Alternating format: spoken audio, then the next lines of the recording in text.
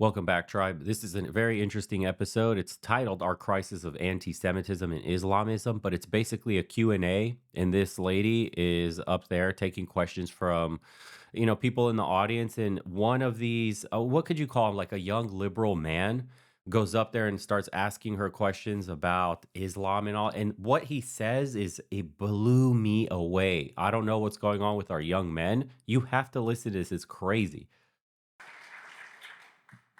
I would like to reiterate the thanks for your time here at the University of Austin. What I wanted to ask you was you speak of Islamophobia and classes like Black Studies as phony ideological things, but I was curious as to what makes them different. What makes white supremacy different, or like Islamophobia so different from anti-Semitism? As there, we did import many African slaves that died in the millions, and so did South American countries even more so. We did force Native Americans on forced marches and genocide. There are Muslims being massacred in China today. So what makes anti-Semitism so different? Two things. One is we have reckoned in America and in Western European countries, we've had a great reckoning with our past. We've addressed the fact that we engaged in slavery, we fought a war, we ended it. We had segregation, we had another major fight, we ended it. We had the civil rights movement. We brought women out of, and by the way, in fighting for all of those emancipations, the people who were heading these fights were constantly quoting from the Bible. They were believing Christians and they were inspired by their Christianity. So number one, we had that reckoning. Number two, anti-Semitism is the oldest hatred in humanity, and you find it, believe it or not, across the entire world. What made the West different after they nearly exterminated their Jews was to have that honest look in the mirror and reckon with what they did, and then those campaigns to end it. Islamophobia is a made-up word. It's made up by a political movement that wants to exploit and capitalize on white guilt to achieve its end goal, which is the revival of the caliphate. And the revival of the caliphate is to convert all of us into Islam, whether we like it or not. Those of us who refuse to do that, we will surely be beheaded. I'm sure I'm on top. And that is their end goal. And so they're exploiting these Western part of subversion. This is just a guest speech, but I wish that at some point, someone here could start a lecture series on subversion, on active measures, on asymmetric. And they talk about this too. Europe's dealing with this the most. America, only in certain pockets of America do you have this problem. But they talk about, it took 700 years of war, and the Muslims couldn't conquer Europe still with 700 years. And now they're doing a soft form of an invasion where the government is literally inviting them, open borders, like Angela Merkel's plan for all of Europe. And they're just being, babied and taken care of on the government's dime. I just watched a video of a man in Germany. He was from Syria, I think, and he has two wives, and all he does is he sits in the house all day. He doesn't work. He doesn't have a job. The house was provided for him. He had like 6 or 7 children. He's working on getting a third wife. He first came to Germany with his only one wife and a couple of kids, had more, brought a second wife over, had more kids with her. He's working on getting the third. He has never worked. He lives on welfare, and the state is constantly protecting him. The state will not take, he has no intention of assimilating. He doesn't even speak German at all. This was like a little documentary I was watching on, the insanity going on in Europe. And there's millions like him that have come across the border. This is why Europe's going broke. It's essentially turning the natives into like slaves because they're tax slaves is a more accurate representation of what they are, and they're funding their own replacement with their own hard work and labor. The government has opened the borders, invited in these people that do not assimilate, don't even speak the language, don't care to get a job, but have as many children as possible, and a bunch of them have been interviewed saying exactly shit like this. We have no intention of any, well, once we hit big enough numbers, this will be Sharia law across all of Europe. We will one day conquer all the infidels, all this stuff. And they say this stuff openly. And I don't know what Europeans, when they're looking at that, or even Americans when it's happening in, what is it, Dearborn in Michigan. or wherever else it's happening. I don't know if people are looking at that and they're going like, "Ha, silly Muslims, like you will never take over these countries. You will never take over this land." Like, and then they become a majority in their community. And then all of a sudden now they're in politics. And then all of a sudden now they have, I guess, shielding from the state. And now all of a sudden you can't do anything about it. We have been importing people into both the United States and other Western nations that do not assimilate, have values radically different from our own, and we're pretending like we can get along. There are such things as good immigrants and bad immigrants. Unfortunately, and what's causing all of these issues that you see racially or ethnically, whatever in society it is, because we've brought over too many bad people, too many people that don't want to be a part of our cultures, don't want to pitch into the society that's been built. So you welcome these people and you call yourself diverse and multicultural and all this stuff, but you're bringing over criminals, you're bringing over deadbeats, you're bringing over people that hate you, you're bringing over people that have no intention of doing anything positive for the community. And so now you're reaping what you're sowing. In Europe, it's mass raping, mass murdering, gang warfare in the streets, no go zones have appeared in previously the safest countries on earth. This is the result of that. Nobody is like against immigration when the spigot is turned off and drips are allowed. Like you could have a few immigrants coming here and there and they're highly skilled. Like no one is going to, this is why we say doctors and engineers, because these guys are the furthest thing from doctors and engineers. But if you had real doctors, real engineers, real rocket scientists, real people that were doing cutting edge research, like the brightest minds, nobody, literally nobody in any community goes, yeah, we don't want that one guy that's smart as fuck that could transform society. Elon Musk is like an example. He's an extreme example, but there are many more like him that have immigrated, for example, to the United States from all parts of the world and have integrated into society and have benefited millions of Americans. Like he's an example because everybody knows him, but he started multiple businesses. He employs tens of thousands, if not hundreds of thousands of Americans. He made the economy better. Obviously, his impact is outsized, but on a micro scale, this can happen too when you get the right immigrants. But we're importing like 99% just the wrong people. This is why people say, go the fuck home, go back where you came from. You're not allowed to be here. And they're right. The truth is that they're also right. And then there's the immigrants that are like, but that's not fair. You can't. And that's also true because there are good immigrants. And then there are valid concerns from the natives with the people that are coming. So it's like, hey, the real answer is somewhere in the middle, like migration, immigration, whatever you want to call it. It needs to be monitored and thoroughly implemented in terms of how many people you bring in and where they're settled and how they assimilate in society. And then when you do that, you'll have a program that actually works for its intended purpose. Our governments are shit. Our leaders are garbage. All the programs are corrupt. The people are feeling it in the streets. That's it. That's the problem. Both sides are half correct. Not all immigrants are bad, but too many of them coming over are bad.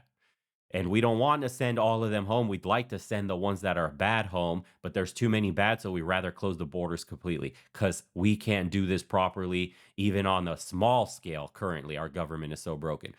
Everybody is half right, which is why the conversation is so inflammatory today. I get hyperbolic with that shit too, don't worry. Because it annoys you, dude. First, there's an annoyance look on two levels. As an immigrant that immigrated somewhere and then you worked your ass off and then you've assimilated and now you can't be told apart from the native population, it's annoying for people that cut the line. Everybody hates people who cuts lines. It's like a universal thing. Bro, I was here first. I did it the right way. I was waiting. And then you cut in front of me. And not only did you cut in front of me, but you stole. You took shit from the government that you don't deserve to be taking. You got extra help that I didn't. It's unfair. This is not merit-based. The system is broken. You got rewarded for cheating. This is how immigrants feel about other immigrants. And then on the other side, the natives, it's like, bro, you're bringing in your culture, your customs, all the little social quips that you have, and you're destroying the status quo. Like you come here to assimilate and be like us. We're not supposed to be catering to you. We're not supposed to change our behavior for you. We're not supposed to adapt to you being here. You have to adapt to us. And you have to make the friction almost, as frictionless as possible so that when we interact, I can't tell that you just came here or you weren't born here. That would be ideal, but our governments are broken.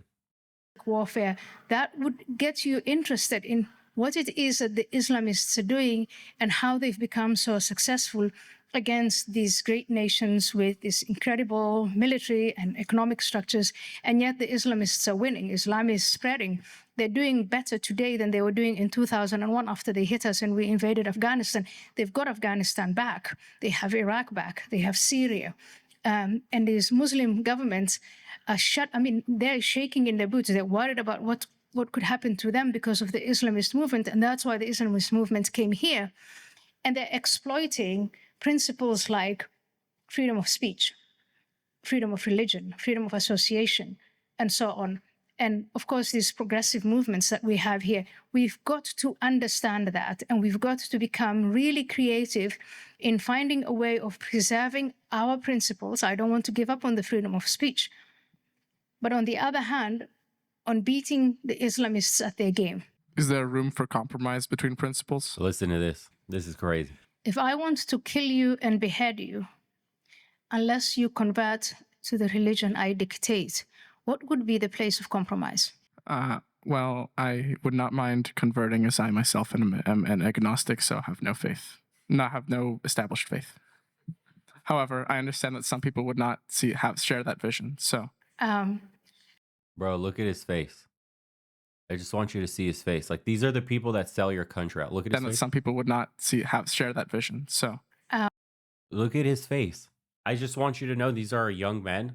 Willfully will lay down and submit to Islam when his head is about to get beheaded to save himself. So you invite the invaders in, you let them subvert your society, and when they get big enough that you can't fight back, this guy would have never fought for his freedom. This guy, in antiquity, this guy would have been seen as like a useless breather, useless feeder. He does nothing. He's not willing to put his body on the line for anything. He submits to anything above him in authority, which would be finally something like Islam, because the state is so fucking weak. It's allowed men like this to metastasize and spread throughout all society like a cancer.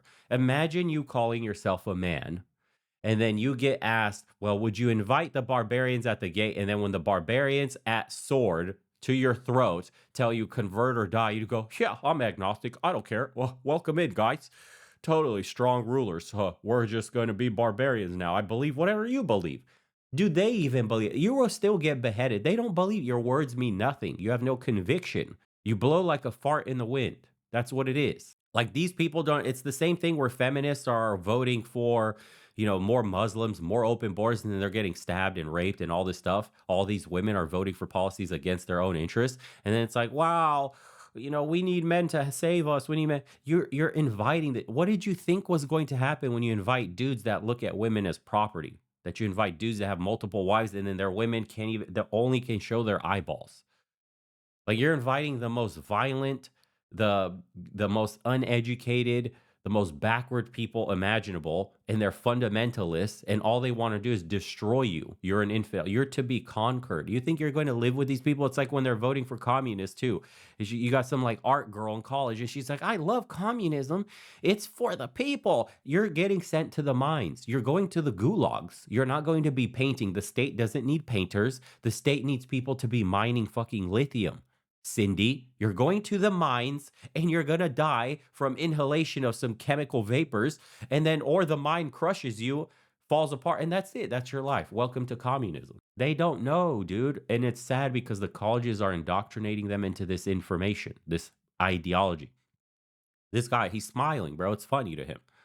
Like, yeah, it's behead or say I'm a Muslim. Well, I don't believe in any God, so like whatever. So then how could you possibly convert if you're agnostic like that? Like, why not just be a Muslim now? It makes no sense. So it's like you're being told that convert or die. You're seeing what's happening to Christians by the hundreds of thousands in Africa. Currently, I've covered what's happening in Nigeria. I haven't even gotten a chance to cover what's happening in Sudan. Currently, the kind of murders that are going on are absolutely insane. If you've seen some of them, people are literally digging their own graves. I saw a video, and this is Islam doing this, fundamentalists. And I saw dudes like that have dug a grave, like a hole that they've climbed into, and then dudes with flamethrowers literally just burn them alive. There's ashes and bones and crazy shit everywhere. And it's like, that's just the tip of this like iceberg of what you're seeing online. and they think it's funny. And it's like, oh, why do we pick on Islam? Why? Ask your ancestors, bro. I don't even know what you're mixed. I don't even know what you are or where you're from. But somewhere in your bloodline, somewhere deep down, your daddy, your great, great, great, great grandmammy, I don't know where, but they fought for hundreds of years to make sure Islam doesn't go past Turkey for a reason. Why were, because the people that were subjugated, what do you think happened to them?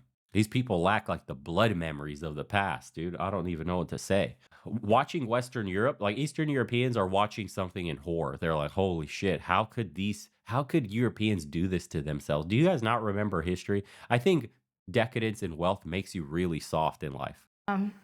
Let's play with this thought for a while. There's a time and a place for everything. And for some of the people, say in places like Africa, we don't talk about this, but Islamists are active in Africa and violently so. Yes. If you're a Christian in Egypt or a Hindu in parts of Pakistan, and you have someone looking at you and saying, you'll either lose your head or you convert to Islam, it makes sense to consider converting to Islam. But here today, for us to have the attitude of, well, we'll see what happens, and if we get to that point, I'll just convert, I will say, are you sure? Maybe you want to get educated on what would happen once you convert. What would your life be like, and the life of your sisters and women? What would they do to the Jews? He has said, this man, I repeat it, he said they're bacteria and they're microbes. And in the video that I showed you, they made it very clear it has nothing to do with Palestine.